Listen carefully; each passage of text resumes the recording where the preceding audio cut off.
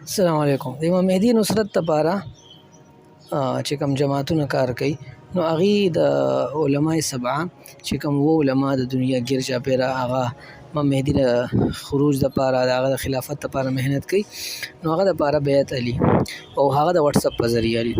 نو سوال دا دی چې آیا د واتساپ په ذریعه بیعت کیږي؟ نو جواب دا دی چې د امام د دین کارونو کې لکه مثلا یو کس یو شیخ بل کلی کې یو کس ته هغه اجازت حدیث ورکوي نو آیا د اجازت حدیث دا په خط او کتابت په ذریعه کیږي؟ نو جواب دا دی چې او کیږي، اجازه او اجاده دا کیږي. دغه رنګي یو کس چې کم دی نو هغه یو پیر دی، هغه پیر سره بیعت کوي او هغه پیر سره دی رسیدي نشي یا هلته حالات مناسب نه دي او دی هلته چې کم دی نو په خپل طرف نه هغه ته بیعت ولیږي چې زما تا سره بیعت دی په دې ځینې شرعي کارونو باندې دا بیعت جایز دی. نو ټول خلک وایي چې او دا بیعت جایز دی. دغه رنګي د امام مهدي بیعت هغه خو په رکن او مقام کې وي، حجر اسود او مقام ابراهیم ترمنځ به وي، په هغې ځای کې به خلافت بیعت منعقد کېږي.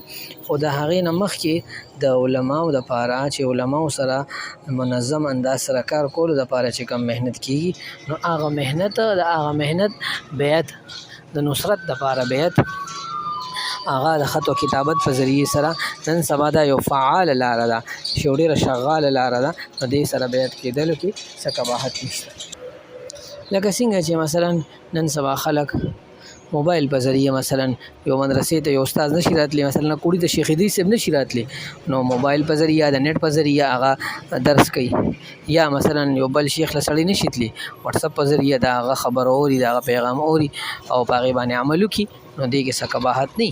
نو دغه رنګې په دې کې هم د امام مهدي بیعت لپاره محنت کولو او خلافت لپاره بیعت کولو کې څه قباحت نه.